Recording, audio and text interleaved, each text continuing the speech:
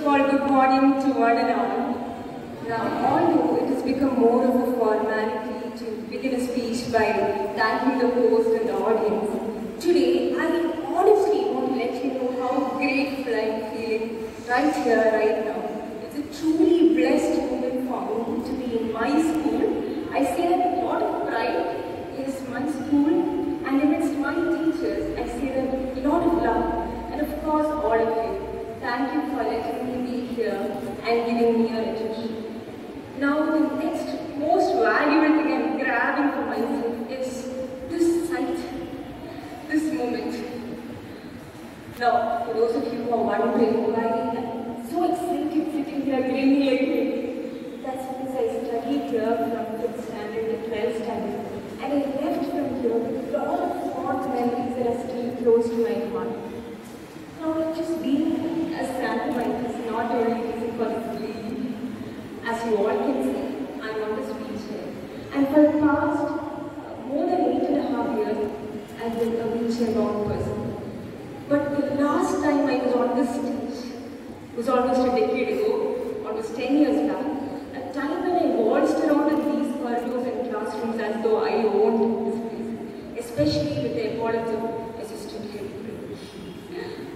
I looked more of a nerd back then than now, but I was confident of my own abilities, performing well in academics, performing well in co-curricular activities, being appreciated by parents, teachers, friends and all.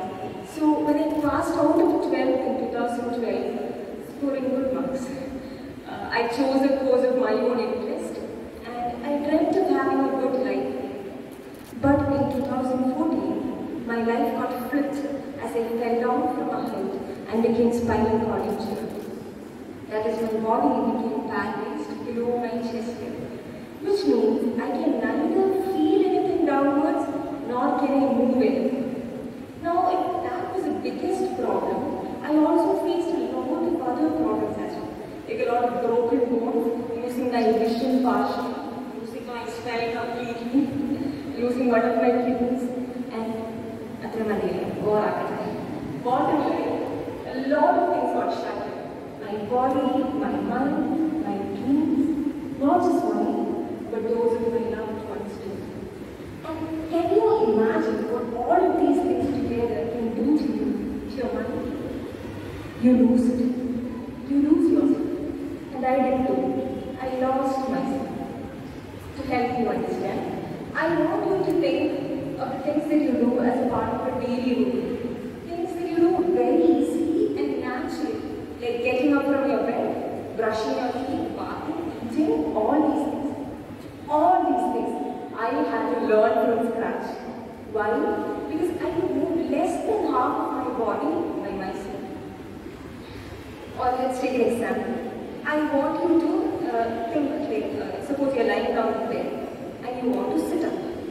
Normally, you don't bother thinking about how many muscles in your body are working together in order to help you do that. As for me, I had to learn how to use specifically my hand alone in order to get up and sit and do a lot more things. Because my hands are removable parts. Okay? Now, let me take you somewhere else. Just for horror. Okay? Try to imagine not being able to feel your legs. Yeah. Wherever you're standing or sitting right now, just try to imagine not being able to feel your legs. Now I know you can't do that, because to feel what paralysis is, you need to be balanced, and I can do this now. So when I try to move my legs, it feels like they're sleeping. Yeah, they sound as if they're not listening to me. So while I was caught up with all of these, my friends were going to college. They are doing things that they were supposed to, not just studying, but being with each other, having fun. While I was in rehab from morning till evening, learning how to sit up, and much more. So basically, when I was out of 12 here, from here, in 2012, I was at this height, feeling good about myself. I can do this, I am young, what I can do. But suddenly all that crashed down to almost nothingness. When I heard myself say, you are a failure, you don't deserve to live. You see, I turned against myself. That is what happens when you go low, when you feel sad, angry, bitter. You start criticizing yourself for something. Your mind starts saying all these crazy things, lies there. Please don't fall for it. So, all these years, I long to come back to this place, to be in my school, because this is where I had everything. I was with my friends, I was doing things that made others feel good, that made myself feel good, I was feeling good about myself. Like, I think about the time when I walked around in these places, stood where you're standing right now, where I'm sitting right now, feeling important. But we will think that I may not be able to walk ever again in my life this way. So I terribly missed school days. But at the same time, I dreaded coming back to this place. I was so scared. Because what would I show my teachers? How I failed all their expectations? The only thing I could imagine being able to do in front of them was crying. Not that crying is a bad thing, but that's the only thing you can do. But not now. So, today, here I am, and I'm not crying. In fact, I'm here with a greater purpose, for which I wish to thank everyone who made this happen, all my teachers. From the time Indu Miss called me in order to tell me about this, I've been so excited. And even when I speak to Radhika Miss about coming here, my excitement just shot up. In fact, every time I got the chance to speak to one of my teachers after like this, I felt so much loved and cared for. And that matters a lot to me. So I wish to especially thank my teachers because your words have truly helped me. So why did I tell you all of this now? It is just to let you know how precious this moment is for me. Yes, to be here and here in front of you all in my school, and not as a sorry figure. No, I'm not here as a sorry figure, thank God. But here I am sharing my story, at least parts of it, with a smile on my face. So, what made all the difference? Because I told you I lost myself, I was literally feeling like a failure. So, what made all this difference? That is not who I am now. That is not the case now. So, what changed? Now, that's a very, very, very long essay question for me. So, for the simplicity of saying and not doing, I'll tell you one of the most important lessons that I've learned throughout this period, and that is of persistence. Simply put, not giving up. Be it but a small step that you take towards what you want to do, what you want to be. Keep taking those small steps. Because with many of such small steps, you'll finally reach the next point. No, I didn't say destination. I just said the next point. Because several such points are coming up ahead. You need to clear 10, you need to clear 12, in each year of college. So on it goes, it keeps coming. And in between these major milestones, you have some minor hurdles and stumbling blocks that you need to overcome. So it just keeps coming. So with many of these small steps, you reach from one point to the other. And life turns out to be quite a bumpy ride. The world has been making it less difficult for me. This love. Yes, I am blessed with so much of love. Love of God above everything else. Love of my dear ones, my family, friends, teachers, even the kindest strangers, all of these people. And also one other person. That is myself.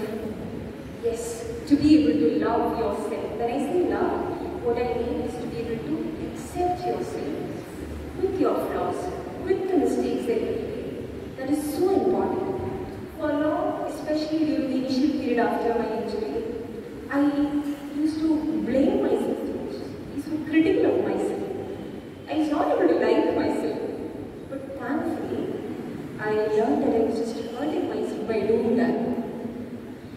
In order to do your best, to be your best, even if you're in a wheelchair like this, you need to be one person rather than fighting with yourself, fighting within yourself.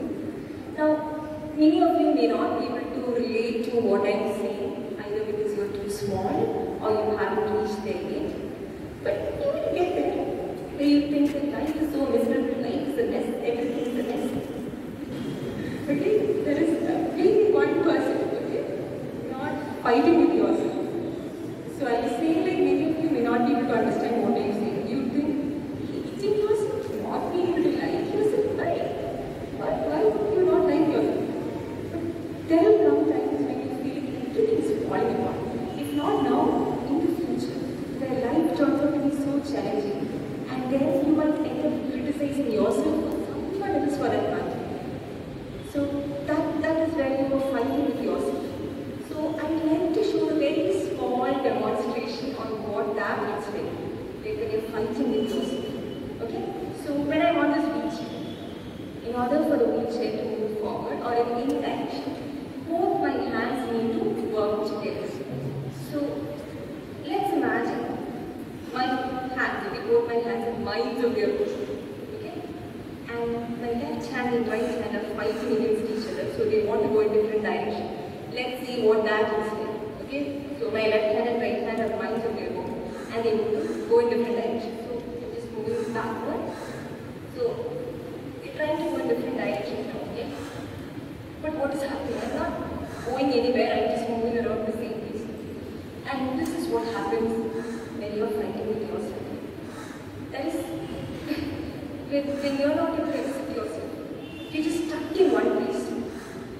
You're far from moving forward. You're just wobbling around in the same place. For you to move forward, like for me to move forward in this wheelchair, both my hands need to work together. Okay? The same way, you need to be able to accept what's wrong about you, at the same time appreciate what is good about you. Let's take it all together and go forward. So whenever you feel like you're stuck, I want you to remember this. Okay? There is something that you need to accept in order to go forward. So on a concluding note, finally, I do not know what each one of you are going through in your life right now, and none of us know what you'll be going through tomorrow, that is in the future. We just think we do, but we don't. And that's okay. We need to know everything. But from my side, I want you to know and remember one thing. That is to be a good friend to yourself throughout life. Because that way, the ride gets less bumpy and less lonely. And even if at times it feels like a roller coaster, you can just get at the top of your lungs and then laugh. So with that, my speech is done. Thank you for your patience, for listening to me. I should thank myself for giving me this chance.